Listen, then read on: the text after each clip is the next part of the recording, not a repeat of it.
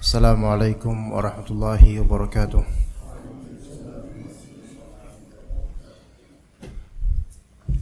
Innal hamdalillah nahmaduhu wa nasta'inuhu wa nastaghfiruh wa na'udzu billahi min shururi anfusina wa sayyiati a'malina.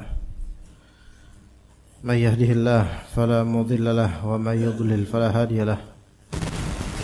Asyhadu an la ilaha illallah wahdahu la syarika lahu wa asyhadu anna Muhammadan abduhu wa rasuluhu la nabiyya ba'dah. Allahumma inna nas'aluka ilman nafi'a wa rizqan thayyiba wa 'amalan mutaqabbala. Kita lanjutkan kajian kitab Bulughul Maram di bab atau kitab as-salah atau ya kitab as-salah bab al-adhan. Hadis 182 di kitab versi ana. Dan hadis ke kam 147 di kitab terjemahan. Iqra, fadal iqra. Bismillahirrahmanirrahim. Ahsanallahu ilaik. Alhamdulillah wassalatu wassalamu ala Rasulillah. Allahumma ighfir lana wa liwalidina wa li ulama'ina wa li jami'il muslimina wal muslimati amin. Qala al-musannifu rahimahullahu ta'ala bayanu syai' min sifatil muadzin halal adhan. Wa an Abi Juhayfah radhiyallahu anhu qala ra'aitu Bilalan yu'adzinu wa atatabba'u fahu hahuna wa hahuna wa isba'ahu fi udhunayhi. Rawahu Ahmad wa Tirmidzi wa sahhahahu wa Ibnu Majah wa ja'ala isba'aihi fi udhunayhi wa li Abi Dawud lawa unuqah lamma balagha hayya 'alas shalah yaminan wa shimalan wa lam yastadir wa asluhu fi sahihaini. Baik. Hadis Abu Juhayfah dengan riwayat Ashabus Sunan At-Tirmidzi, Abu Dawud dan Ibnu Majah, juga diriwayatkan oleh Imam Ahmad. Ya, hadis ini tentang tata cara azan atau bagaimana kondisi muadzin atau apa yang dilakukan oleh muadzin ketika lagi azan. Berkata Ibnu Hajar rahimahullah wa an Abi Juhayfah.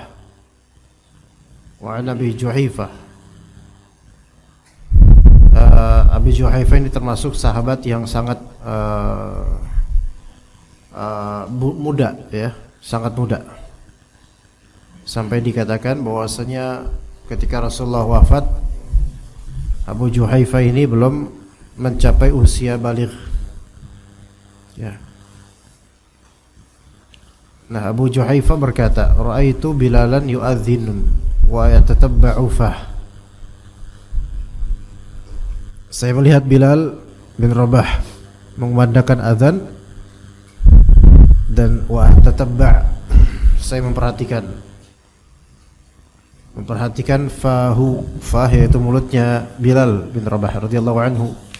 Hahuna wa hahuna, maksud hahuna wa hahuna yaitu ke kanan dan ke kiri. Yaminan wa shimalan.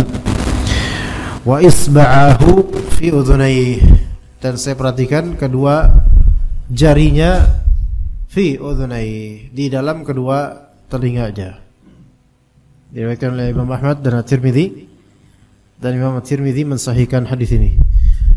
Adapun dalam riwayat Ibnu Majah, wa ja'ala isba'aihi fi udhunayhi, wa ja'ala isba'aihi fi udhunayhi, yaitu beliau yaitu Bilal bin Rabah meletakkan kedua jarinya di kedua telinganya. Dan dalam riwayat Abu Dawud, lawa unuqahu lamma balagha hayya 'alas salati yaminan wa shimalan wa lam yastadri. Ketika sampai pada lafal hayya 'alas salah dan juga hayya 'alal falah, ya beliau memalingkan lehernya ke kanan dan ke kiri dan beliau tidak memutar, tidak terjadi istidarah, tidak memutar. Taib, dalam riwayat Bukhari dan juga Muslim dengan sanadnya pula dari Abu Juhaifah, namun ini ya dari sanadnya dari Abu Juhaifah bahwasanya annahu ra'a Bilalan yu'adzin. Abu Juhaifah melihat Bilal itu adzan. Faja'altu atatabba'u fahu hahuna wa hahuna bil adzan. Lalu aku memposisikan diri, memperhatikan mulutnya Bilal bin Rabah ke sana dan ke sini ketika adzan. Taib. Itu lafal Bukhari. Perhatikan baik-baik. Bedakan antara lafal Imam Bukhari, lafal hadis Imam Bukhari, kemudian nanti lafal hadis Imam Muslim, dan juga ada lafal hadis yang di Bulughul Maram dari Imam Ahmad dan Tirmidzi dan juga lainnya. Lafal paling mukhtasar, paling ringan, paling ringkas itu lafal Imam Bukhari. Abu Juhaifah berkata atau Abu Juhaifah meriwayatkan annahu ra'a Bilalan yu'adzin kata Abu Juhaifah faja'altu atatabba'u fahu hahuna wa hahuna bil adzan. Yaitu dalam riwayat Bukhari, Abu Juhaifah melihat Bilal adzan. Dan kata Abu Juhaifah, kemudian aku memposisikan diriku itu memperhatikan mulutnya Bilal ke sini dan ke sini seketika adzan. Di sini riwayat yang sangat mukhtasar, ringkas, tidak ada tafsil dan rincian. Hahuna dan hahuna ini ke kanan dan ke kiri, enggak ada sebutan seperti itu. Faham enggak di sini? Hahuna, hahuna. Sana dan sini. Sana dan sini kan bisa ke arah mana aja. Namun kalau kita lihat dalam tafsir dalam riwayat Abu Dawud yang ada di buku lawa unuquhu lamma balagha hayya 'alas salah yaminan wa shimalan, ke kanan dan ke kiri. Oke, paham enggak ikhwan? Artinya gini ikhwan, coba ada yang bisa. Kita ke riwayat Bukhari dulu. Riwayat Bukhari. Ini ya pakai rumus kha aja. Bilal yu'adzin. Kemudian kata Abu Juhaifah apa? Fa ja'altu atatabba'u fahu hahuna wa hahuna. Gitu kan? Ya, hahuna wa hahuna bil adzan. Ini riwayat siapa? Bukhari. Artinya kata Abu Juhaifah, aku kemudian ya niteni, memperhatikan mulutnya ke sini dan ke sana kemari, ke sini ke sana ketika azan. Atau lihat di sini ini masih ambigu, ini masih ambigu. Paham enggak? Hah? Maksudnya ambigu ini mujmal. Ke sana ke sini maksudnya apa? Kemudian bil azan. Azan di sini bagian yang mana dari azan? Apakah seluruh azan? Paham kan tuh? Maka kalau kita pahami zahir dari hadis ini kan global, umum, bil azan, yaitu semua azan, yaitu semua lafal azan. Ya, yakni Allahu Akbar gitu. Oke? Kalau pakai lafal ini. Coba kita lihat lafalnya Imam Muslim. Klaimnya Abu Juhaifah, faja'altu atatabba'u fah hahuna wa hahuna wa yaqulu yaminan wa shimalan yaqulu hayya 'alas salah hayya 'alal falah. Ya, sekarang kita ke lafal Muslim. Ini Bukhari dan Muslim. Apa kata Abu Juhaifah? Sama. Faja'altu atatabba'u fahu. Apa kata beliau? Hahuna wa hahuna. Sama. Hahuna wa hahuna. Tapi kemudian ditambahkan dalam riwayat Muslim wa yaqulu yaminan wa shimalan apa? Hayya 'alas salah hayya 'alal falah. Hayya 'alas salah hayya 'alal falah. Pakai qomat sholat enggak? Enggak, karena ini lagi azan bukan lagi qomat, ya. Ya gitu. Kita lihat sini, ikhwan. Hadis Bukhari, lihat ini. Hadis Muslim sama ininya, ini sudah tamun ada ziyadah. Wa yaqulu yaminan wa shimalan hayal salahil falah. Syuf di sini lihat. Hahuna wa hahuna ini yang disebut apa? Mujmal. Dalam usul fikih namanya mujmal. Mujmal itu ambigu, multi tafsir dan tidak muayyan. Nah, di sini wa yaqulu yaminan wa shimalan ini apa? Namanya mubayyan. Ya, ini mujmal ambigu, ini namanya mubayyan, yaitu terjelaskan, tercerahkan. Paham enggak, ikhwan? Karena hahuna dan hahuna itu kan sana dan sini. Sana di sini bisa depan, belakang, atas, bawah, kiri, kanan, serong kanan, serong kiri. Hahuna wa hahuna ini masih mujmal namanya. Ya. Maka ditafsirkan dengan riwayat Muslim wa yaqulu yaminan wa shimalan, kanan dan kiri. Maka maksudnya hahuna wa hahuna di sini adalah kanan dan kiri, gitu loh. Oke? Ngerti antum? Jadi kaifiahnya kanan gini, kiri gini. Nah, kemudian bil adzan. Adzan ini lafal umum. Adzan ini lafal umum. Taib, kalau pakai ya lafal umum dan juga berarti adzan di sini lafal umum, benar, umum untuk seluruh adzan. Maksud seluruh adzan mau adzan zuhur, isya, maghrib dan seterusnya. Pokoknya adzan itu sahih. Tapi di balik keumuman di sini perlu adanya rincian. Ya, yang disebut mubayyan juga. Maka di sini umum secara lafal al-adzan dan itu sahih. Mau di adzan subuh ke, mau di adzan zuhur, asar, maghrib, isya, maka mencakup semua adzan. Tetapi untuk setiap dari mufradat atau mufradat, ya, setiap dari single kalimat. Kan adzan itu kan bukan hanya satu kalimat. Allahu Akbar, dua kalimat bahkan. Asyhadu an la ilaha illallah, asyhadu anna rasulullah, hayya 'alas shalah, hayya 'alal falah. Ya kan? Kemudian ada bukan kalau masalah apa? As-salatu khairum minan naum. Allahu Akbar, la ilaha illallah. Itu semua kan alfazul adzan.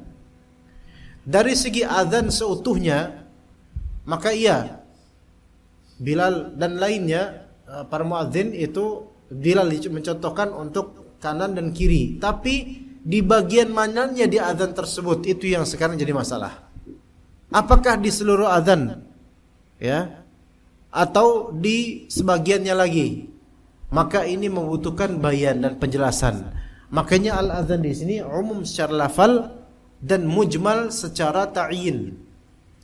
Umum secara lafal dan mujmal secara spesifik, yaitu masih ambigu. Mujmal itu ambigu. Apakah seluruh dari lafal-lafal adzan atau sebagiannya? Dalam riwayat Bukhari, antum lihat di sini bil adzan, berarti ya zahirnya adalah kembali ke mujmalnya, yaitu dari Allahu Akbar, Allahu Akbar, Allahu Akbar, gitu. Oke, kalau mau mengamalkan umum ini, ya, kemujmalan ini. Namun ternyata kan ada riwayat lain, ada perawi lain yaitu Imam Muslim dan juga perawi lain yaitu Abu Dawud yang menjelaskan bahwa bukan Abu Dawud. Enggak, di sini enggak ada di sini. Ya. Riwayat Imam Muslim yang menjelaskan bahwasanya Abu Juhaifah mengatakan yaqul, dia berkata hayya 'alas salati hayya 'alal falah. Maka berarti di sini nengok kanan dan kirinya pas kapan? Hayya 'alas salat dan hayya 'alal falah saja. Faham enggak, ikhwan?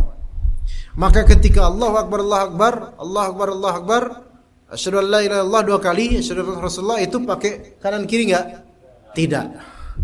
Faham di sini, ikhwan? Atau bisa dikatakan ini muqayyad, yaitu muqayyad terikat pada lafal hayya 'alas shalah dan hayya 'alal falah. Maka amalan yaitu menoleh kanan kiri ini terikat dengan pengucapan lafal apa? Hayya 'alas shalah dua kali dan hayya 'alal falah dua kali. Begitu. Fahim tum? Nah, ini namanya terikat lafal, maksudnya amal ini terikat dengan lafal tersebut. Ya. Ya, jadi atau bisa juga khusus, masuk dalam khusus karena keumumannya azan kemudian dikhususkan dari semua umum lafal azan menjadi 2 kalimat ini, yaitu hayya 'alas shalah dan al-falah. Baik, apakah ini masuk ke dalamnya iqamah? Juga kayak gitu? Jawabannya tidak.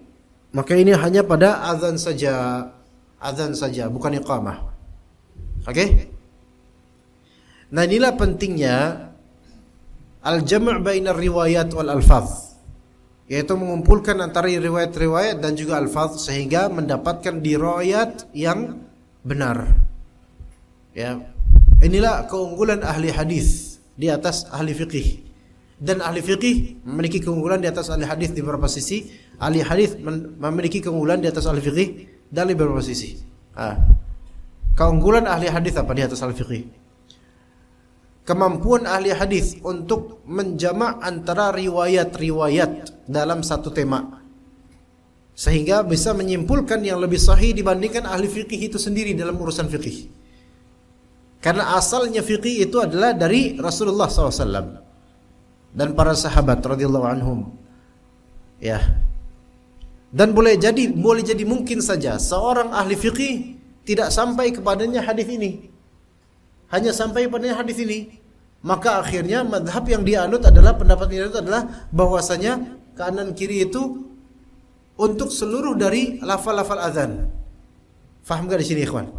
Di antara kelemahan sebagian dari ahli fikih adalah tidak mempunyai bid'ah ilmu hadis, tidak mempunyai barang jajaan ilmu hadis, agak lemah dalam masalah hadis.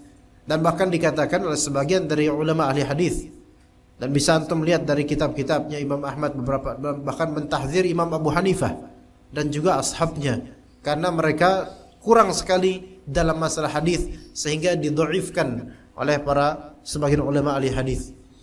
Karena kurang hadis di antara Persia ketika itu di Baghdad itu ketika zaman Abu Hanifah kurang. Nah, kemudian kita lihat beberapa ahli fikih punya keunggulan di atas ahli hadis juga. Jadi ahli hadis di antara keunggulannya ya di bidangnya, yaitu bisa menggabungkan riwayat-riwayat seperti ini sehingga terbitlah konklusi fikih yang lebih sahih sesuai dengan sunnah Nabi sallallahu alaihi wasallam. Adapun ahli fikih kadang-kadang enggak bisa melakukan itu, sehingga kadang-kadang ahli fikih mengunggulkan satu hadis yang mana hadis itu kadang-kadang lemah dan ada yang lebih sahih darinya, ada yang sahih tapi tidak dipakai karena mungkin belum tahu atau mendapat riwayatnya. Ya begitu, itu mungkin sangat mungkin terjadi dan itu memang terjadi. Ya, itu keunggulannya ahli hadis di atas ahli fikih. Namun di sisi lain, ahli fikih memiliki keunggulan di atas ahli hadis dari segi apa? Di antaranya istinbat al-ahkam dan juga qiyas. Itu lebih unggul ahli fikih. Yang mana ahli hadis itu kadang-kadang pakem dengan apa yang zahir dari lafal hadis, dan kadang untuk menerbitkan fawaid dari hadis-hadis ini menjadi terbitan fikih itu agak sebagiannya yaitu kurang memperlihatkan, kurang menurunkan kaidah-kaidah dan dhabit-dhabit yang bisa ditelurkan oleh para ahli fikih. Ya, jadi masing-masing ahli hadis, ahli fikih ada keunggulan di bidang masing-masing. Mana yang lebih hebat? Enggak ada yang lebih hebat atau gimana. Yang lebih hebat dari semuanya adalah yang bertakwa pada Allah Azza wa Jalla dengan ilmunya. Karena kita enggak bisa mengatakan ahli hadis lebih unggul daripada ahli fikih. Ahli fikih lebih unggul secara mutlak daripada ahli hadis. Bahkan kalau dikatakan ahli Quran lebih unggul secara mutlak daripada ahli hadis, itu juga enggak bisa bilang itu. Ahli manhaj dan akidah secara mutlak lebih afdal daripada ahli fikih. Enggak bisa secara mutlak kita bilang gitu dalam semua masalah.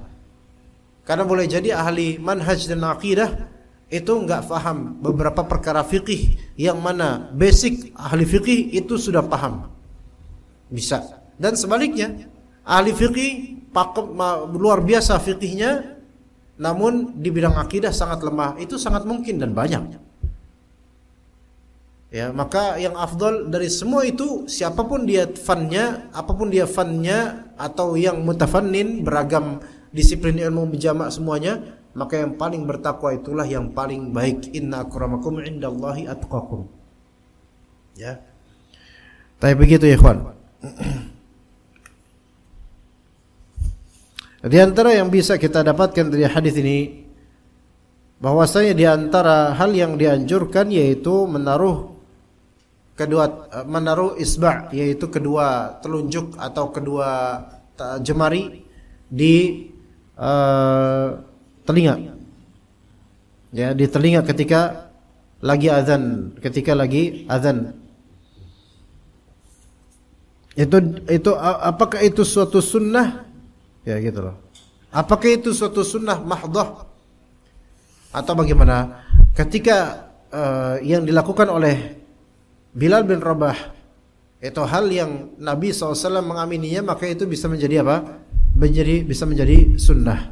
Namun apakah sunnah ini, yaitu menaruh ini di telinga, apakah itu sunnah yang mu'allalah, yaitu ma'qulul ma'na, bisa dicari tahu kenapa sebabnya, atau itu sifatnya ta'abbudi ghairu ma'qulil ma'na, yaitu tidak bisa dilacak sebabnya apa? Faham gak ikhwan maksud ana? Baik, ana tanya antum, kenapa salat subuh 2 rakaat? Kenapa enggak 3? Kenapa Jumatan 2 rakaat? Kenapa enggak 4 atau 4,5? Nggak bisa antum bilang ya karena, ya pasti bilang ya karena udah ditentukan oleh Allah begitu. Ini namanya amalan ghairu ma'qulil ma'na atau sifatnya ta'abbudi mahdhah, yaitu murni ta'abbudi, murni penghambaan semata tanpa bisa dilacak apa hikmahnya, apa sebabnya. Paham gak ikhwan? Paham? Kenapa maghrib 3? Antum nggak bisa ngelacak kenapanya. Udah gitu-gitu aja, udah tinggal taat aja udah gitu. Ini namanya ta'abbudi atau ghairu ma'qulil ma'na. Adapun amalan-amalan yang sifatnya ma'qulul ma'na, ini yang bisa jadi qiyas kadang-kadang. Ma'qulul ma'na yaitu tujuan, sebab, hikmah itu ketahuan. Tujuan, sebab, hikmah ketahuan.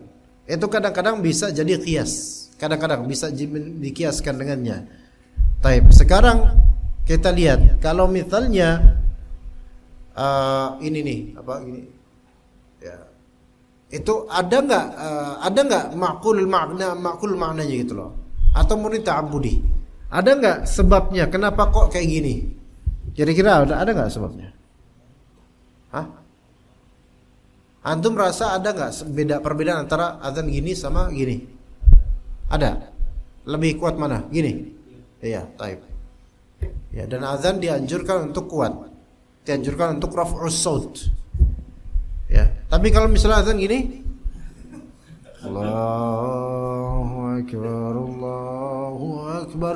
Kadang-kadang orang tua azan subuh pakai sorban diginiin, Allahu akbar, Allahu akbar.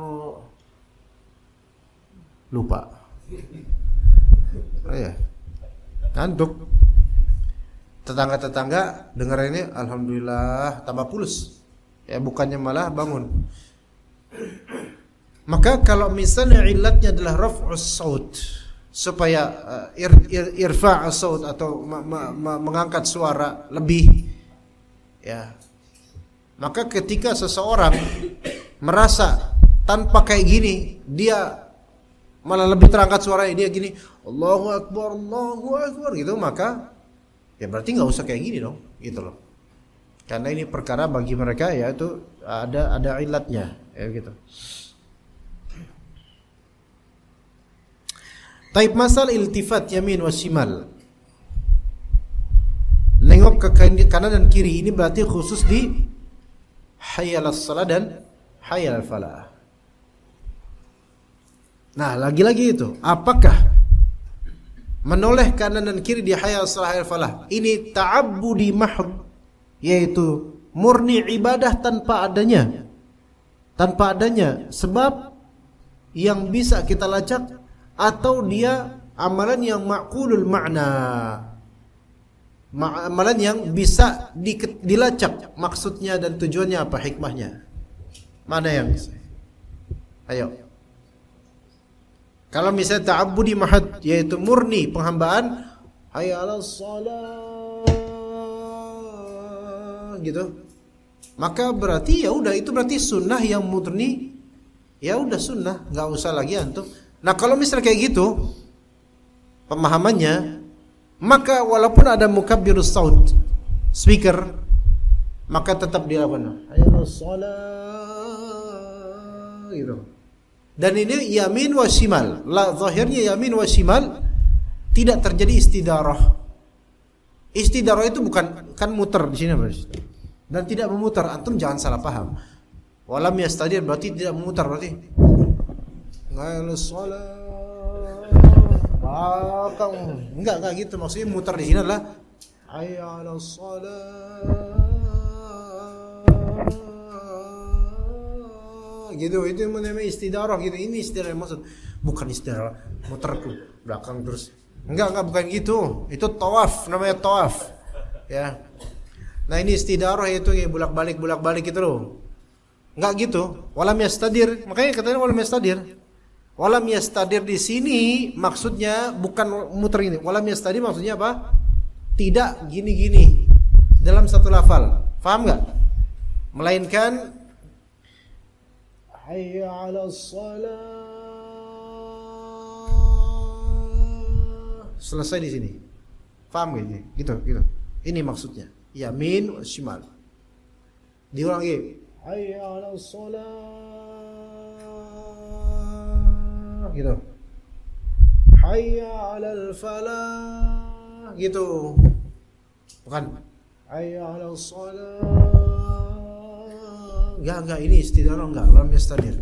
Apalagi kalau antum memahaminya muter belakang shalah. Enggak ada kayak gitu. Ya, seperti itu. Kalau misalnya kita anggap bahwasanya perbuatan iltifat ini yaitu noleh ini adalah suatu sunnah mahdhah, ta'abbudi mahdah, murni ibadah tanpa dikenal atau dilacak penyebabnya dan illatnya, maka ini tetap dilakukan walaupun ada mukabbirus saut. Ya gitu ya. Baik itu ada mukabbirus saut atau antum salat sendiri bahkan, atau antum salat pas lagi safar sama teman-teman dan gak ada jemaah lain di luar kampung, gak ada, cuman antum teman antum doang, maka tetap lakukan ini karena ini adalah sunnah murni. Faham di sini, kawan? Itu kalau kita pahami ini sebagai sunnah yang ta'abbudi mahdh, yaitu murni ibadah. Adapun kalau kita memilih ini adalah suatu amalan yang ma'qulul ma'na, yang bisa dilacak maksud, tujuan dan sebabnya, maka hukum yaduru ma'a illatih. Maka hukum itu berkisar sesuai dengan adanya illat atau tidak, adanya sebab atau tidak. Kalau sebabnya ada, lakukan. Kalau sebabnya enggak ada, maka enggak perlu lakukan. Faham? Contoh ya ini. Para ulama sebenarnya mengatakan bahwasanya iltifat yamin wa shimal, noleh kanan kiri ini memiliki illat ma'qulul ma'na. Maksud maknanya, makna ini maksud itu terakalkan, terketahui, terlacak. Apa itu? Yaitu untuk menyebarkan suara. Untuk menyebarkan suara. Dan di zaman Nabi SAW nggak ada speaker. Maka ketika menyebarkan suara itu untuk hayal shalah hayal falah, itu ya dengan cara tadi. Tapi walaupun nggak ada speaker, angin itu membawanya. Ayo Allah shalah kayak gini. Gitu. Sampai seolah-olah semua tersiar gitu loh. Itu. Nah, di zaman sekarang ketika ada mukabbirus saut, malah hal seperti ini useless. Imma antum pakai speaker yang standing atau speaker yang fix kayak gini, atau pakai speaker yang nempel. Ya enggak? Kalau pakai yang kayak gini, antum kayak gini malah justru ngurangin suara. Ya enggak? Hayya 'alas shalah. Nanti orang dengernya gitu ya. Ya kan? Atau pakai speaker yang nempel, laqit, speaker yang nempel. Kalau speaker yang nempel juga antum mau ke kanan ke kiri itu enggak ada bedanya kan?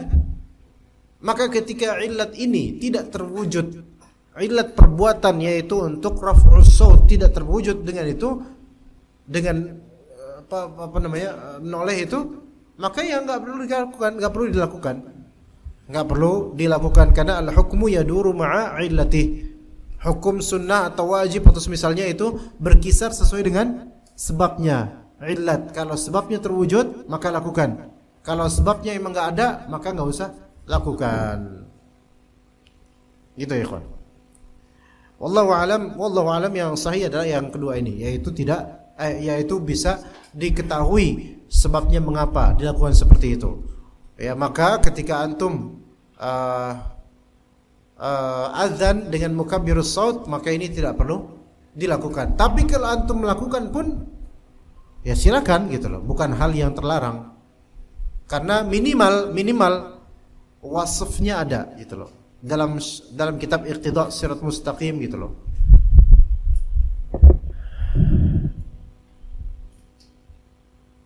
Wasfnya itu sifatnya ada minimal. Antum dapat sifat ibadahnya, yaitu sifat ibadahnya apa? Gerakannya itu minimal ada. Ya, tapi itu bukan sesuatu yang sunnah, tapi minimal antum dapat gerakannya, gerakan Bilal gitu. Taib, jadi tidak dilakukan kalau untuk sekarang dengan mukabbirus saut. Ya. Berikutnya, fadhal. Hadis berikutnya. Bismillah. Wa an Abi Mahdurah radhiyallahu anhu anna an-nabiy sallallahu alaihi wasallam a'jabahu sautuhu fa'allamahu al-adhan. Rawahu Ibnu Khuzaimah. Taib, kembali dari Abu Mahdurah radhiyallahu anhu, sahabat muda ya. Anna Nabiy sallallahu alaihi wasallam a'jabahu sautuh. Nabi sallallahu alaihi wasallam kagum dengan suaranya, dibuat kagum oleh suara Abu Mahdhurah. Maka fa'allamahu al-adzan, maka beliau pun mengajarkan azan padanya. Ini tidak boleh disalahpahami hadis ini. Hadis ini pertama, hadis ini menunjukkan bahwasanya muadzin itu hendaknya yang bagus suaranya. Bagus suaranya, karena bagus ini bagus suara, kebaikan suara ini memotivasi orang untuk salat, membuat lebih khusyuk, lebih menyenangkan, ya, membuat orang lebih menjawab muadzin itu. Beda dengan suara yang tidak bagus. Namun bagusnya suara atau tidak itu bukan di masalah-masalah yang dikira oleh orang sekarang. Ya. Bagusnya suara itu adalah quwwatus sauti wa husnul ada. Kekuatan suara, quwwatus saut. Itu bagusnya suara, kekuatan suara. Suara yang kuat dalam azan, yaitu lantang. Makanya enggak boleh azan perempuan itu tidak dianjurkan. Bahkan kadang menjadi haram. Jadi suara itu quwwatus saut, punya karakter kuat gitu. Allahu akbar gitu. Ya gitu kan, kuat suaranya. Kemudian wa husnul ada. Dan husnul ada, al-ada itu menyampaikan, yaitu melakukan seperti dalam hadis kan ada at-tahammul dan ada, yaitu menyampaikan azan itu bagus. Ya, ini dia siap dengan itu. Bukan yang gemeteran kemudian grogi terus tiba-tiba di tengah suara gitu. Hayya 'alas shalah. Orang enggak mati listrik. Ya kan? Jadi husnul ada, bukan yang grogian, yang gimana, yang bingung atau gimana, enggak. Husnul ada. Ya, quwwatus saut, emang suaranya bagus. Bagus sih keras. Keras enggak mesti melengking. Artinya keras di sini yang membuat orang tuh dengar gitu loh. Itu quwwatus saut. Husnul ada yaitu dia paham lafal-lafal dan juga makhrajnya juga ada lah gitu, walaupun mungkin belum sempurna tapi setengahnya benar gitu. Ya, ada juga kan Allahu Akbar, Allah. Mu'allaf dia kayaknya nih. Ya. Asyhadu an la ilaha illallah gitu. Enggak, ini mu'allaf, antum harus belajar yang lebih Allah. Wah, saya enggak biasa Pak Allah, saya biasa Allah. Lah tuh ngomong Allah, kan? Ya. Nah, dan semisalnya dia husnul ada, itu yang dimaksud dari husnus saut, bagusnya suaranya Abu Juhaifah. Nah, bukan termasuk yang dimaksud di sini, bukan termasuk yaitu panjangnya luar biasa, enggak. Panjang pendek itu bukan suatu parameter husnus saut dalam masalah azan. Betul. Kalau misalnya dalam menyanyi, dalam bicara, panjangnya nafas itu lebih afdal. Iya, dalam ceramah, khutbah, panjang nafas itu memang lebih afdal. Dalam khutbah yang lantang itu butuh nafas. Tetapi kalau dalam azan itu bukan suatu yang dijadikan sebagai syarat dan parameter. Makanya yang penting lah tahu Allahu Akbar, Allahu Akbar, gitu, cukup. Terus asyhadu an la ilaha illallah, gitu. Itu udah cukup itu sebenarnya. Walaupun dia pendek nafasnya, enggak panjang, enggak terjadi tamthid yang lebih gitu. Tamthid itu panjang lengkung-lengkung gitu, enggak harus. Bahkan sebagian ulama memakruhkannya, bahkan ada yang mengharamkannya. Ya, kemudian jadi panjangnya suara, panjang nafas itu bukan suatu parameter bagusnya suara dalam azan. Adapun dalam hal lain seperti syair, nyanyi dan seterusnya itu beda urusan. Begitu pula bukan termasuk yang dimaksud dalam hadis dari husnul saut, yaitu memakai langgam atau meliuk-liukan tatrib. Tatrib itu meliuk-liukan ini. Nah, para ulama itu beda pendapat sebenarnya mengenai ini, walaupun dalam ada ulama yang mengatakan ini haram ijma', tetapi wallahu alam sebenarnya tidak ijma'. Ya, ada ulama yang memakruhkan memakai langgam-langgam yang berasal dari lagu, ya, atau langgam-langgam yang dikenal sekarang, pakai langgam rost dan semisalnya, nahawan dan seterusnya. Ada yang memakruhkan, bahkan ada yang mengharamkan. Ada yang memakruhkan, bahkan ada yang mengharamkan. Taib, kenapa begitu? Karena bagi ulama ini bedakan dengan Al-Quran. Al-Quran diperintahkan untuk taghani, menyanyi, tapi azan tidak. Azan tidak diperintahkan untuk adanya cengkok dan liuk atau nyanyian atau irama, enggak. Ya. Meskipun begitu, wallahu alam, seandainya ada ulama yang membolehkan tanpa gulu, maka ana lebih pilih pendapat yang ini, membolehkan tanpa gulu. Karena begini, apalagi di zaman sekarang, ketika yang sudah familiar adalah azan-azan yang memang punya nada, ya. Dan kalau di masyarakat memakai azan yang mirip dengan iqamah, Allahu Akbar, Allahu Akbar, Allahu Akbar, Allahu Akbar. Ini kayak mau takbiran Idul Fitri ya. Asyhadu an la ilaha illallah, asyhadu an la ilaha illallah. Jadi kayaknya Jumatan habis azan pertama itu kan ada sholat, terus nih azannya singkat nih kayak gini. Biasa aki-aki yang azan tuh, karena nggak kuat suaranya. Akan jadi bahan bincangan bagi orang-orang. Dikira lagi qomat ini orang. Atau kadang kita komplain ketika azan itu terlalu ringkas. Cepet banget sih azan, buru-buru amat kan gitu. Maka azan sekarang kan jarang yang ringkas, jarang yang nggak panjang, lalu panjang. Ya. Nah, memang panjang ini bukan suatu sunnah sebenarnya dalam panjang. Hayya 'alas shalah dan seterusnya. Nah, ini bukan suatu sunnah. Bahkan sebagian ulama memakruhkan, bahkan ada yang mengharamkan, tergantung dengan niatan orang ini dan maksudnya. Ya. Tetapi wallahu alam ini susah untuk ditinggalkan sekarang. Susah. Udah menjadi uruf zaman sekarang. Dan kalau misalnya di suatu tempat tidak seperti ini, misal di Masjid Nabawi atau Masjidil Haram, azannya semua seragam dengan azan yang sederhana, itu pasti akan jadi bahan apa? Ejekan dari kaum-kaum lain dan semisalnya. Dan akan jadi bahan ejekan mungkin dari kalangan aswaja yang azan-azannya itu bermahligai gitu loh. Sekarang coba Nabi SAW aja memakruhkan atau membenci apa, atau mengingatkan akan ada nanti orang-orang itu menghiasi masjid-masjid, ya enggak? Dihiasi masjid-masjid itu dengan perhiasan yang luar biasa. Ya, sampai sebagian ulama itu memakruhkan kaligrafi, tulisan kaligrafi di masjid. Namun kenyataannya Masjidil Haram, Masjid Nabawi, gimana? Antum pernah lihat perhiasannya luar biasa, indah, masya Allah. Tapi kalau seandainya Masjid Nabawi kayak Masjid Al-Muttaqin, Masjidil Haram kayak Masjid Al-Muhsinin, bakal jadi bahan ejekan, yakin deh. Udah catnya melotok gitu.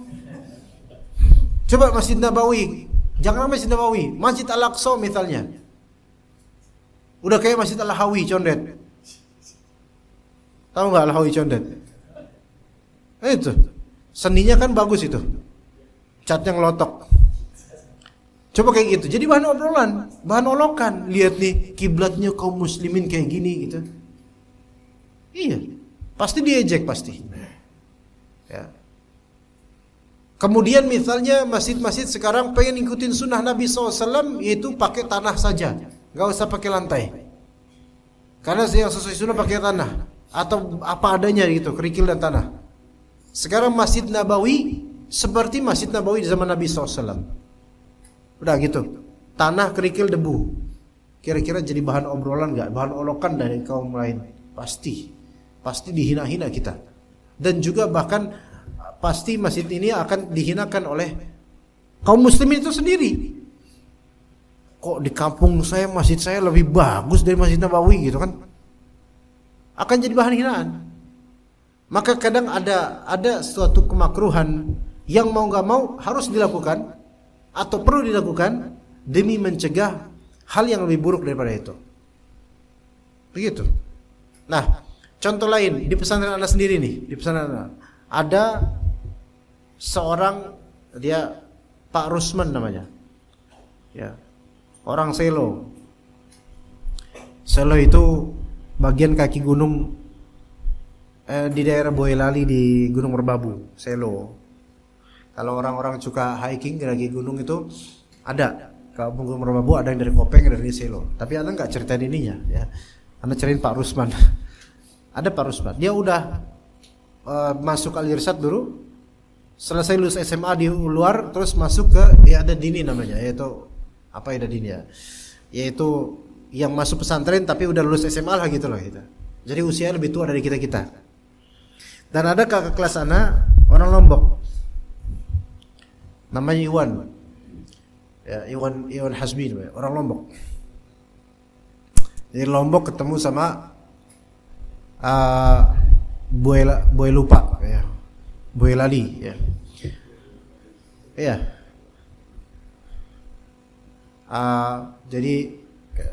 Jadi suatu ketika Iwan Hasbi ini azan. Iwan Hasbi memang suka cari sensasi. Suka cari sensasi ini. Sotoy dan cari sensasi. Tapi kadang benar juga. Suatu ketika azan di Masjid Al-Irsyad, di masjid kami. Azannya itu aduh, Allahu Akbar, Allahu Akbar, Allahu Akbar, Allahu Akbar. Gak ada nada, nadanya ceper aja, ya kan? Kayak gitu nadanya, aduh, ya. Kan jadikan santri-santri pada ini, siapa nih azan kayak gini, jelek banget gitu kan? Karena biasanya kan azan bernada gitu loh, kita ketahuinya gitu, jelek banget nih. Maka diketahuilah bahwa saya itu Iwan Hasbi yang azan. Nah, Pak Rusman ini beliau santri juga, tapi bagian surta ibadah, polisi ibadahnya pesantren. Alimnya itu 99%. Ya, 1%-nya khilaf, ya. Nah, beliau kemudian setelah sholat, maka beliau maju ke depan dan mengumumkan bahwasanya bukan suatu adab azan asal-asalan dan tidak bernada gitu ngomongnya, Pak. Selesai dia ini di antara ratusan santri loh. Selesai beliau ini ya mengumumkan itu, mentahdir seperti itu, maka Iwan Hasbi naik. Ya gitu. Ya. Ketahuilah bahwa saya dalam kitab ini termaktub bahwa saya azannya Rasulullah, azannya para salaf itu adalah begini-begini, sederhana dan tidak memanjang, tidak gini-gini. Itu santri-santri pada apa? Wow, riuh. Faham gak maksudnya, kawan? Iwan Hasbi ini termasuk agak bandel gitu loh. Bandel yang ya hanya 30% bandelnya, 70% belum ketahuan. Nah, artinya beliau ini pengen cari sensasi gitu loh.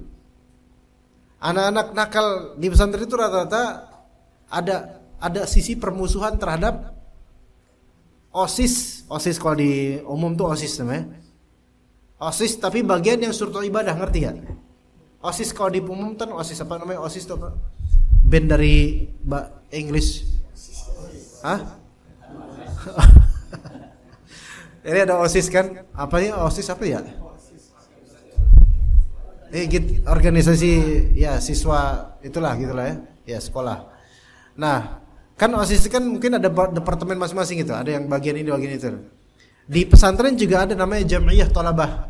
Gitu. Jam'iyah Thalabah itu kumpulan thalabah OSIS gitu loh.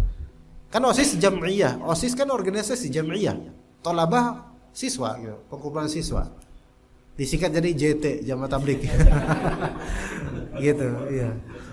Nah, ya suka bawa kompor ke masjid kayak gitu. Nah, kemudian itu ada bagian surta ibadah. Surta ibadah ini lajnah yang khusus dia tuh bangunin orang sholat, menghukum yang nggak sholat berjamaah, catat nama-nama yang terlambat datang ke masjid itu tugasnya. Ini musuh besar dari anak-anak yang 30% badal, 70% masih belum diketahui statusnya. Ya gitu. Jadi pengen nyari sensasi untuk merangsang supaya ada surta ibadah yang mentahdzir gitu loh. Ketika mentahdzir kemudian dibantai balik gitu loh, gitu. Efeknya gitu maksud itu. Nah, namanya santri rata-rata pasti lebih mendukung siapa? Yang Iwan Wasbilah. Makanya ketika Iwan Wasbi membantah ini, ngerosting si Pak Rusman ini, itu riuh langsung kayaknya mereka berterima kasih atas keluh kesah semua ini terhadap penderitaan mereka dihukum oleh surta ibadah ini gitu. Jadi ya, artinya maksud Anda dari cerita ini adalah kadang-kadang udah biarkan aja yang seperti itu walaupun makruh.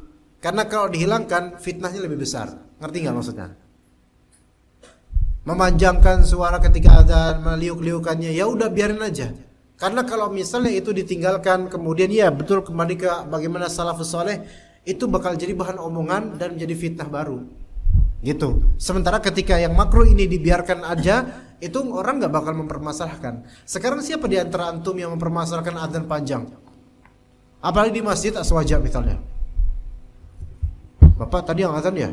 Ya kenapa mas? Udah bid'ah, panjang lagi. Itu. Udah bid'ah, khurafat, takhayul, TBC, panjang lagi kalau adzan, meliuk-liuk, pakai langgam, nyanyian. Emang dasar ahlul bid'ah. Misalnya gitu. Ini yang salah siapa sekarang? Ya antum lah. Ngapa antum kayak gitu kan? Ya udah biarin aja. Kecuali kalau langgamnya itu jelas-jelas langgam nyanyian, baru itu penghinaan. Tapi kalau langgamnya yang dikenal bahwasanya ini memang orang Arab biasa pakai ini. Bahkan kadang-kadang langgam tersebut tercampur antara Sunda sama Hijaz. Ada gitu. Jawa. Takbiran itu kadang-kadang dengan nada gitu, ya udah biarin. Antum coba mau ngelarang, jangan pakai nada. Awas pakai nada, bid'ah itu, nggak boleh. Ya antum kalau sama komunitas sunnah boleh kayak gitu.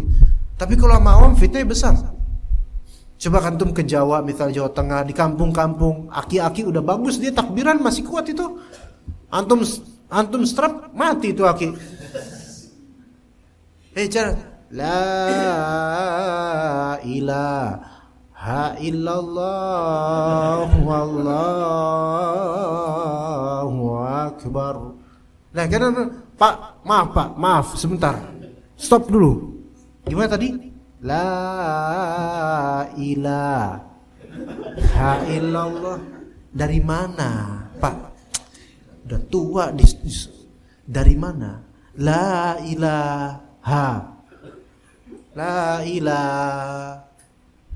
illallah. Kok ada inkito apa di sini? Ada inkito. Kenapa ada terputus di sini? Padahal Bapak kan bisa nyambungin, Pak. Nafas saya nggak kuat deh gitu. Ya udah, ya biarin udah kholas. Ya udah biarin gitu. Apalagi ini udah tua. Kalau masih muda masih bisa kita ajarin. Udah tua susah. Yang ada besok udahlah saya nggak mau lagi lah. Kan kayak gitu. Terus la ilah. Kenapa ada cokok ilah gitu? Kenapa harus kayak gitu, Pak? Nabi SAW nggak kayak gitu. Wah itu habis itu antum kalau digituin Diusir antum dari kampung. Oh iya.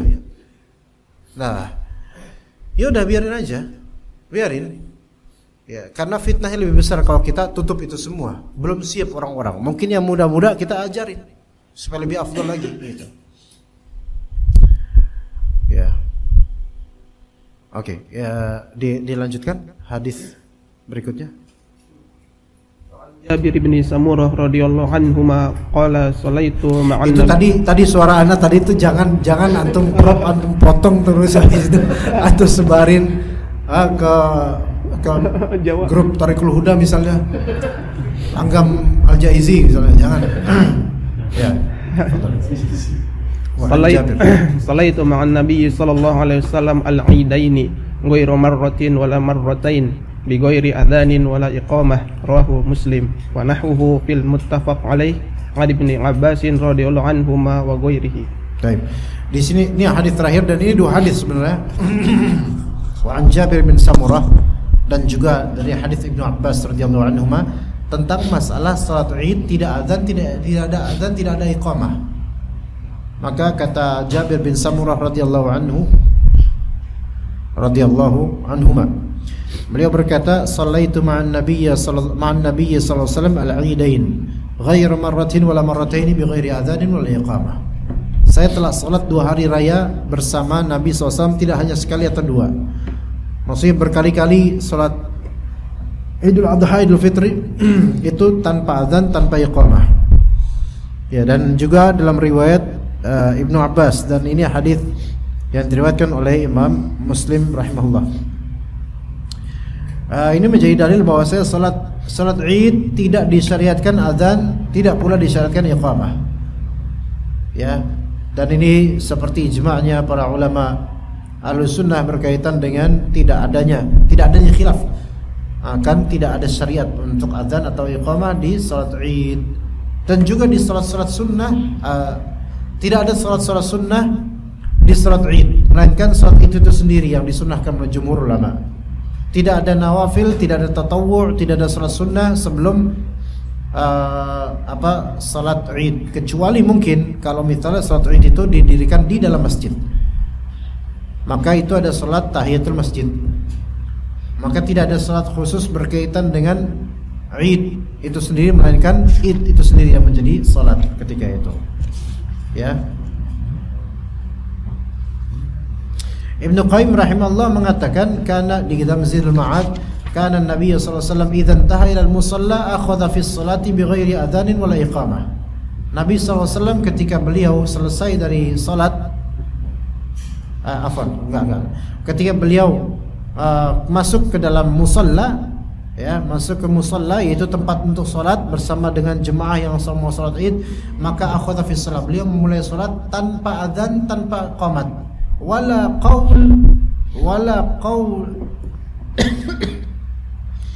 qaula as-salatul jami'ah. Tidak ada perkataan as-salatul jami'ah gitu, enggak ada. Menurut Ibnu Qayyim rahimahullah. Was sunnah, dan sunnahnya adalah an la yuf'ala syai'un min dzalik, tidak dilakukan apapun. Ya.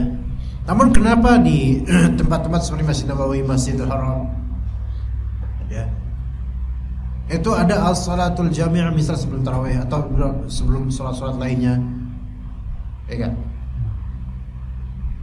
Kemudian salat terhadap mayit, as-salatu 'alal amwati yarhamukumullah, itu ada setiap salat. Salat jenazah maksudnya, dengan lafal tersebut. Maka apakah ini masuk dalam kebid'ahan? Sebagian ulama itu ada mengingkari loh hal-hal ini. Ya, atau jangan kira ada beberapa hal yang dinotif oleh sebagian ulama, kebid'ahan atau kesalahan-kesalahan dilakukan di Masjidil Haram atau dan Masjid Nabawi.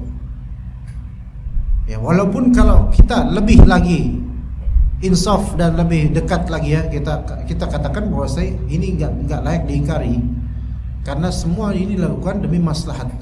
Contoh yang tadi, sebelum salat mayit, as-salatu 'alal amwati yarhamukumullah, gitu kan. Itu sesuatu yang enggak ada di zaman Nabi alaihi wasallam. Tetapi di situ lafal itu ada maksud. Yaitu supaya jemaah itu be ready karena ini kan berapa ribu orang ikhwan. Subhanallah, banyak sekali orang itu. Kalau nggak ada hal-hal seperti ini misalnya, itu khawatirnya orang keluar duluan, nggak sempat sholat atau gimana. Jadi perlu ada seperti ini. Ini yang lebih dekat ke disebut apa, maslahat mursalah, untuk menggapai maslahat yang lebih besar. Kemudian juga adanya Bilal ketika sholat, ya, itu maslahatnya besar banget. Walaupun diingkari beberapa gelintir ulama, ya diingkari. Tapi ini kalau kita perhatikan, coba nggak ada Bilal, karena ini jemaah banyak banget ini, apalagi Masjidil Haram. Apalagi kalau Ramadan, antum kalau lihat Ramadan tarawih apalagi 10 terakhir itu, bahkan kemarin itu sampai berapa, mungkin sekilo itu, masya Allah. Itu kalau nggak ada, kan biasa imam kan nggak semuanya suaranya gede, ikhwan. Ketika takbir Allahu Akbar kan gitu. Nah kemudian ditimpal oleh apa? Bilal, Allahu Akbar. Ini memang sesuatu yang nggak ada di zaman Nabi. Ya diistilahkan Bilal, ya sebenarnya istilah Bilal itu sendiri ya istilah baru juga gitu. Seolah-olah ya asistennya Nabi, asistennya imam gitu loh, untuk mengisyiarkan lafalnya itu supaya orang kedengeran. Dan tujuannya ini supaya apa? Ya supaya kedengeran. Karena kalau simpel Allahu Akbar, Sami Allahu liman hamidah, antum ada beberapa masyayikh yang tua, sangat tua, 70 tahun ke atas, itu suaranya lemah. Seperti Syekh Abdullah Al-Khayyat di Masjidil Haram, Syekh Saleh bin Humaid di Masjidil Haram, Syekh Ali Al-Hudayfi di Masjid Nabawi, dan beberapa syekh tua lainnya. Karena Syekh Saleh bin Humaid itu Allahu Akbar gitu, pelan gitu. Tiba-tiba Bilalnya agak tinggi supaya kedengeran. Karena kalau antum misal di beberapa spot di luar di luar area Masjidil Haram misalnya, di luar tuh ya di dekat hotel atau apa, tapi tetap sah sholat situ karena mungkin terlambat atau pakai sajadah, itu terdengarnya sangat samar itu, bahkan nggak kedengeran imamnya, yang kedengeran suara Bilal. Maka ini yang disebut maslahat mursalah, ya dia mengapai maslahat, ya begitu. Maka wajar nanti kalau Allah Ta'ala rezekikan antum umrah, yang belum umrah Allah rezekikan umrah, yang udah umrah semoga umrah lagi insyaallah, itu nanti antum akan dapatkan beberapa mulahazat di Masjid Nabawi Masjidil Haram yang memang ini mana sunnahnya, dari mana ya sunnahnya, memang ada dalilnya. Gak ada dalil khusus tentangnya, tetap